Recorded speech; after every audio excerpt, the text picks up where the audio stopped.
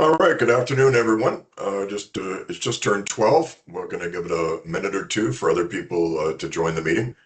But do want to say welcome to On the Right Track, episode 4. I can't believe we're already on episode 4. Your source for all live updates from YWS with all the goings on. So um, thank you for joining us. We'll start. I need to give it about a minute for people to log on. If you're like me with Teams, sometimes it doesn't cooperate, and today was no exception for me. But Anastasia was nice enough to help me muddle my way through. Good For those of afternoon, you, everyone. oh, go It's ahead, thanks. Anastasia here. Just want to do a little shout out before we begin about the chat and the Q&A. We will pause for Q&A after the presentation, but please feel free to drop any questions or comments in the chat as we go along. Thanks. All right, fantastic. So a lot of stuff to cover. We've got a lot of really great goings on lately here, and we're really super proud and very excited to be able to share it with all of you. And thank you to all of you for taking the time out of your day to join us today. We really appreciate your interest. All right, so episode 4 is kicking off, and here we go. I don't have my construction hat on, but you'll figure out why later. I might need one. Our agenda, very briefly, we want to talk about our strategic plan going this year through 2031.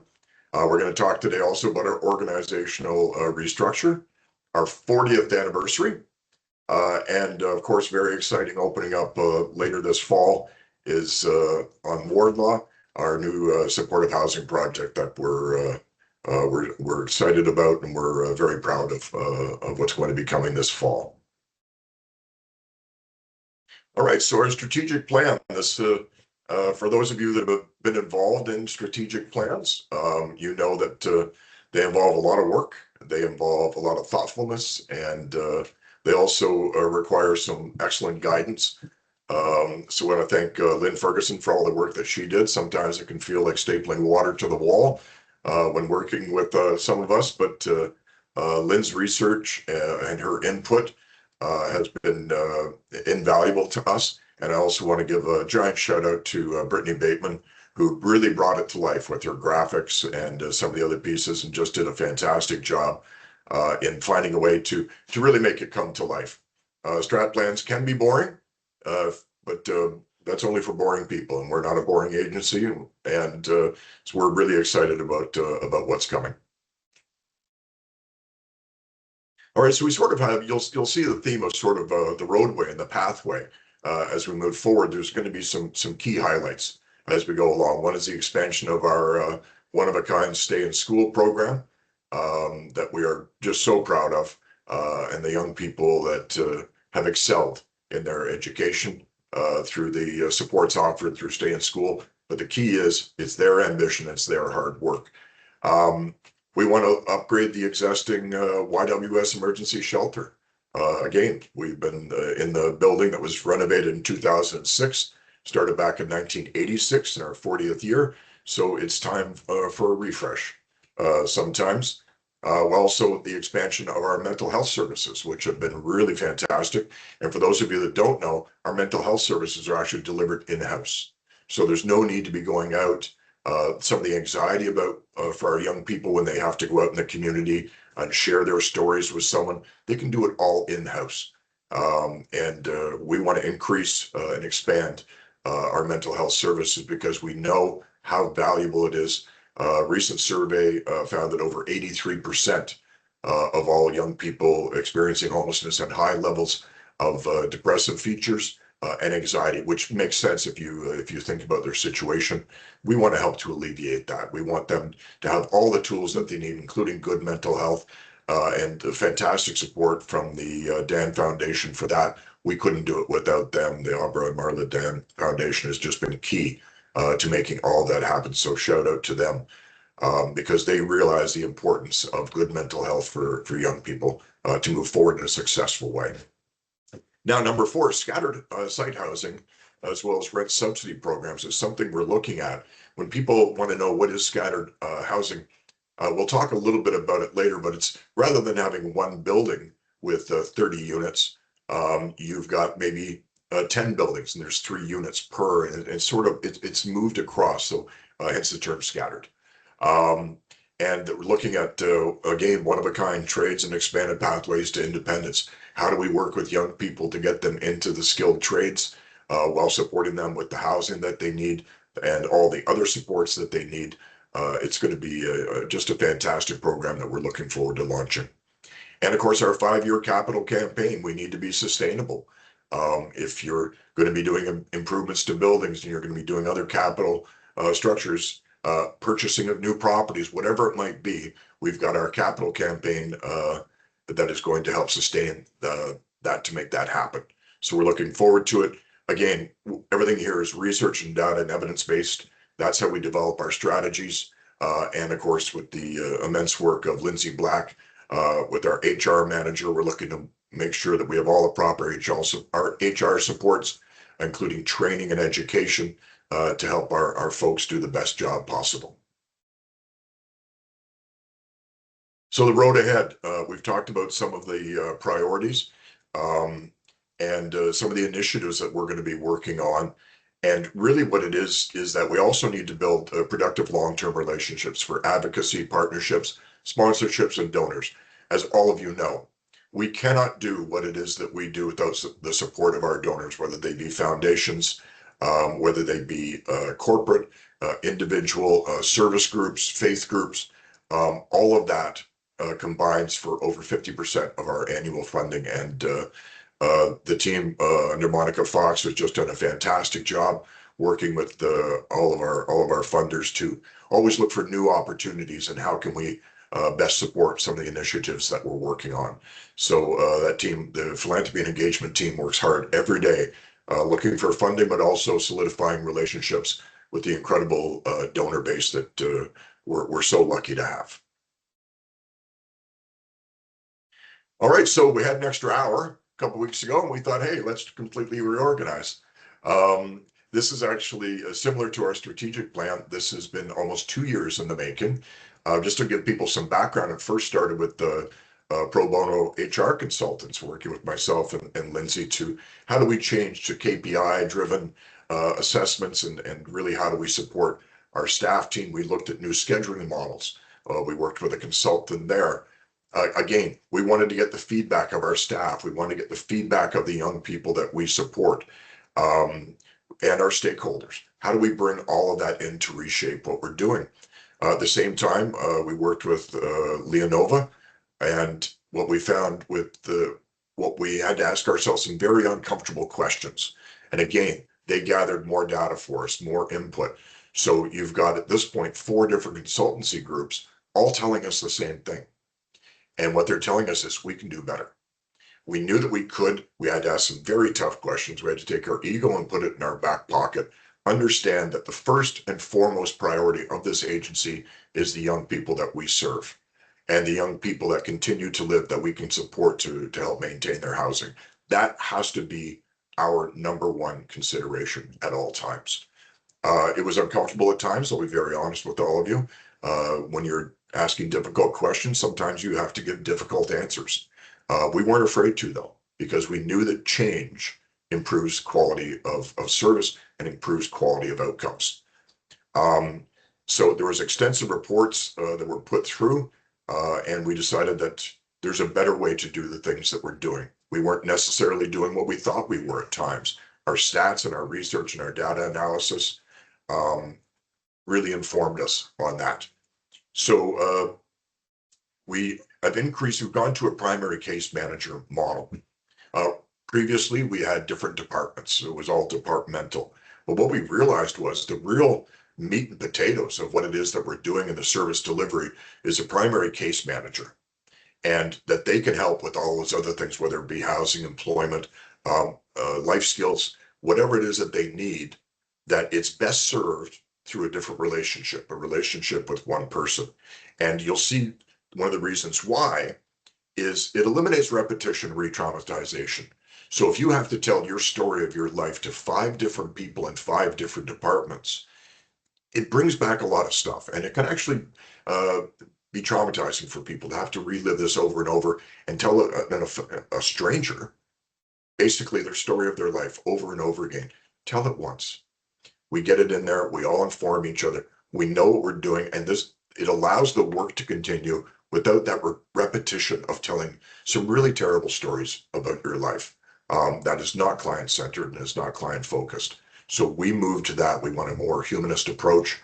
So people tell their story once, and then they have a relationship with their primary case manager and help things move forward. But it's a collaborative model amongst all the case management, and of course we still have the great expertise of all of our staff to lean on as well.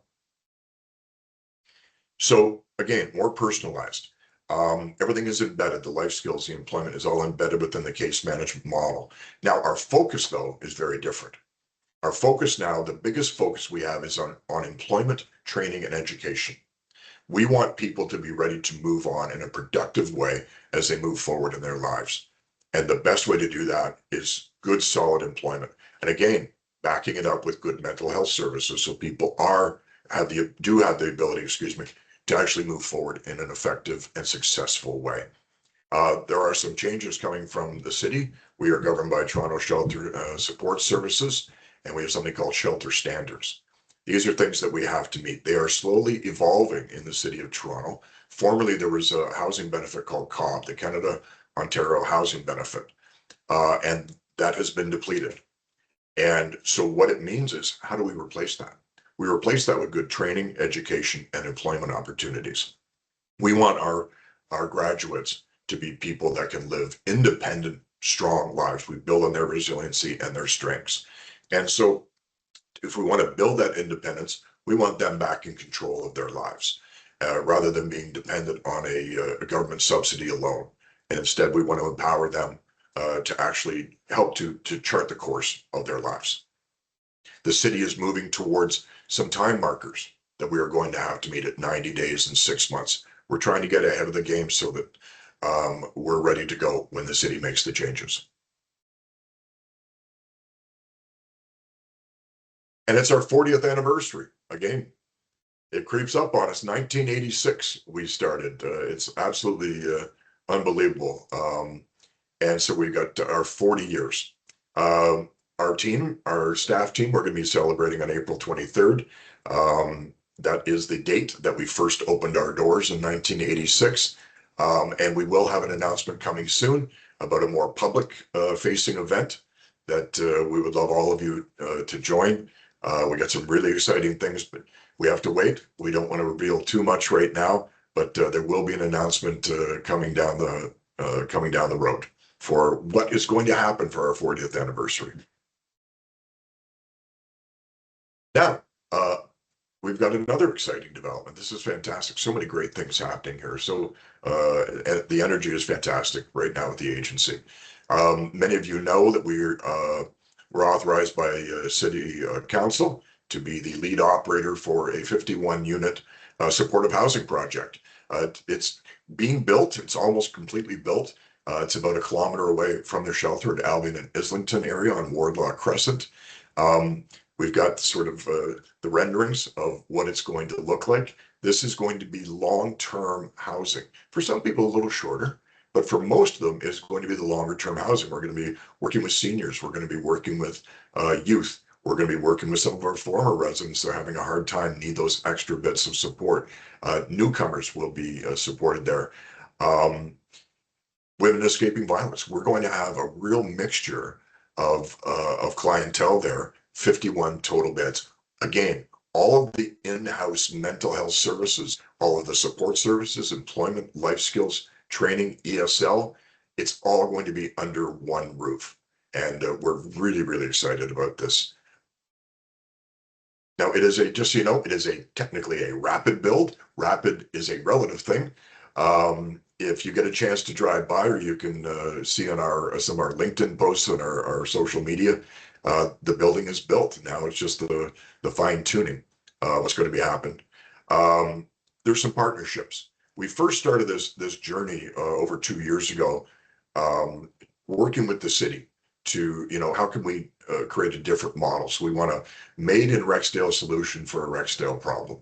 And so the main 2 partners is going to be Delta Family Resource Center and Mydanta. two terrific partners with long-standing footprints here in Rexdale as well as York Southwestern. And we're going to be they're going to be working with us. They want to become landlords.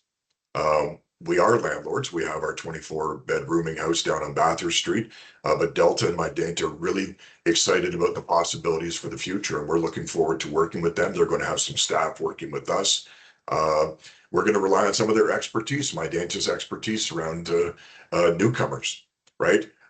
Same thing for Delta, been supporting people in this area for years. And so we're looking to share some of their resources, and they're wanting to learn from us about what does it mean to be an operator, what does it mean to be a landlord, which for any of you that are landlords or friends that are, it's not always easy. It can be a tough thing. How do you manage the relationships? So, and all of this is RGI, which stands for rent geared to income. So no matter your income, there is no more than 30% of your annual income, and everyone is assessed on a regular basis. No more than 30% is allocated towards your rent, and the province and the city are doing the top ups to make the rent whole so that we can move forward. Just a really, really exciting first of its kind project for this to happen. Normally what happens is they select a building, they do community liaisoning, community engagement, and then they put in an RFP for service providers. We did it the other way around. We did that process first. We built the model, and then the city did the zoning and all the other pieces. So really exciting. We're hoping it's copied all over the city of Toronto. Now, here's the cool part. This is going to be the interior. We were sent some of this from the building crew as well as the architecture and design people. This is going to be the lobby. It's a beautiful, you're going to see exposed wood because the rapid build, they're actually built in St. Thomas and transported to us like Lego pieces. We wanted to take that natural beauty of Ontario wood, harvested and built here in Ontario to make it part of the structure itself. We want a warm and welcoming place for everyone that lives there. Anyway, it's going to be absolutely beautiful. Here's our dining area. You see off to the left of your screen, you'll see there's sort of a serving area, but there's areas for people to gather. And this area won't just be used for a place to eat. It's going to be a gathering space, whether that be activities, meetings, could be training that's going on there. It's really going to have a multi-purpose feel. Little things like we're going to have breakfast every day. We're going to make sure that people have a place to congregate around. And the only thing we've insisted on is that every Sunday there has to be a group dinner. I know for so many of us, that's a family tradition and cultural traditions across many cultures. And what we want to do is we really want to create a sense of community, a sense of belonging for the people who are going to call this place home. Okay, here's the suites. These are going to be so nice. Every one of them has a kitchenette, their own private bathroom, as well as a sleeping area and a sitting area. This is just a good snapshot. These are some of the furniture and the potential way that each of the units could look. Again, you're going to have exposed wood. It's going to be really lovely. And the privacy is there. And for many of these people, especially the seniors that will call this place home, it's going to be their forever home. And we're really excited about the care that the city has taken to make sure that this is a really nice looking place and a really comfortable place to be. All right, right on time at 12:20. I don't normally do that. I wanted to invite anyone, if you've got any questions, please feel free to ask them now. If anyone wants to raise their hand and speak for their question, I can do that. But if not, feel free to drop any questions in the Q&A or the chat. David. 1 second, David. Thank you. Can you hear me? All right. Yes, go ahead, David. Okay, thank you. I'm not quite clear about the relationship between Youth Without Shelter and the place out in near Rexdale. Like like the main focus of Youth Without Shelter is to provide shelter and services and education, all the stuff that you talked about at the beginning of the presentation, to how many how many people, and where are they, and how does that place out there relate to this? I'm a little confused. Forgive me if I didn't follow it clearly. No problem, David, at all. So one of the things we realized is so many of where we started to identify this was so many of our young people that move out. So they either age out of our system, or they graduate, or they find housing. So many of them struggle, not because of overwhelming things, but small things that accumulate for them. And so the idea of our outreach team and our aftercare, where we served over 300 unique individuals last year, by the way, one of the things was they need the extra supports. That's a person to check in with, a person to remind them of appointments, maybe help to keep them on track with any medications or medical issues that they might have. And so what we saw was that model not only is going to help support the youth that move into Wardlaw, but it's also going to support some of our people that are really struggling down the road because they don't have those supports. And so it fits in within our idea of we want to make sure that young people don't penetrate further into the adult system and enter into chronic homelessness. And one of the best ways to do that is supportive housing. And what we did was we looked at community partners. So not only do we have an obligation to the young people that call this place home and the people that have moved on, we've also got an obligation to our community. And we are very deeply entrenched in the community here in north of Etobicoke. And so when we looked at this, we thought the partnership would be ideal. And the fact of it's, our mandate around affordable and deeply affordable housing, again, gathering on the momentum of our Bathurst Street location, our rooming house down there that also supports 5 people at our stay in school downtown locations. And it's really taking that model, David, and it's applying it to the community. We care deeply about Rexdale, and we know that so many people end up where they shouldn't, and all they needed was a relatively small amount of supports to get them where they needed to be. So that's really around our mandate of being good members of the community and our advocacy work around housing and affordable housing. We wanted to be leaders. Lots of agencies will talk about affordable housing and the need for it. We actually took the bull by the horns, and we're going to help provide that. And so that's the connection. I hope that makes sense. David, does that make sense for you? Sure. So just to be clear, so Youth Without Shelter operates then out of several physical locations. I guess that's where yeah. Okay. Yeah. So we have our main original facility here in Rexdale, so Albion and Kipling, and the supportive housing is going to be Albion and Islington. So it's about a kilometer away. Plus we have our downtown location, and of course people that we support in housing all over the city. Thank you. You're welcome. Thanks for the question, David. Appreciate it. Excellent. Thank you, David. Just going to mute you again. Steve, we have 2 questions from Aubrey Dan. How much will the building cost, and how much is the government paying the cost? Yeah, very good question. That was our first question too. So this is a combination of the federal government, the provincial government, and the city of Toronto. So the building itself was built on city property. So the city basically, gifted the land, and formerly there used to be a couple of houses there, very big lots, but a couple of houses were there. And the city had taken those over years ago. They've been empty for years. The federal government, $22 million in funding to actually produce the actual building itself, to pay for the cost of the building, as well as the hard costs of materials and everything else, and the production in St. Thomas, which was also helped with the provincial funding. They received just over $8 million in provincial funding to upgrade what it is they're doing.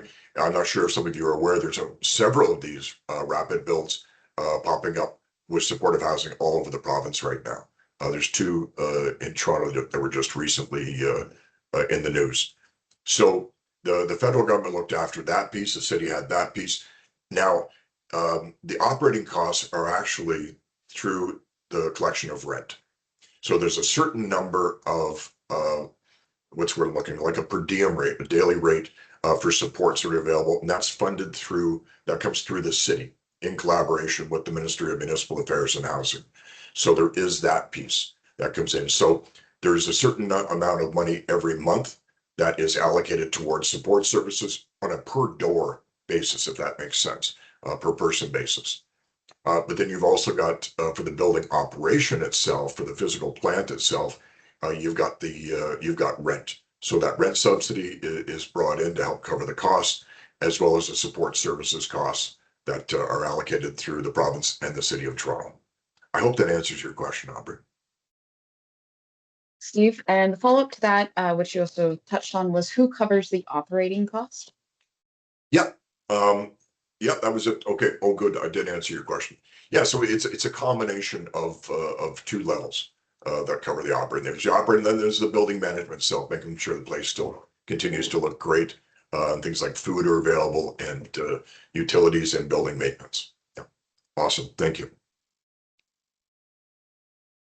Ready? Well, that seems to be all the questions and Q&A and hands up for now. I just put all of our contacts in the chat in case there are any further questions that pop up once the meeting is over.